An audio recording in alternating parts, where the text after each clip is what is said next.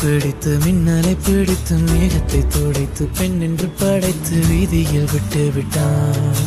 இப்படி இன்னொரு பெண்மையை படைக்க தன்னிடம் கற்பனை தீண்டதை எண்ணித்தான் பிரம்மனும் மூர்ச்சை உற்றான்.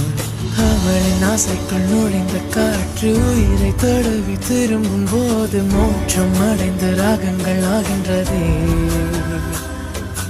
மழையின் துளிகள் அவளை நனைத்து மார்பு கடந்து இறங்கும் பொழுது முக்தி அடைந்து முத்துக்கள் ஆகின்றதே. மின்னலை பிடித்து மின்னலை பிடித்து மேகத்தை துடைத்து பெண் என்று படைத்து விதியில் விட்டு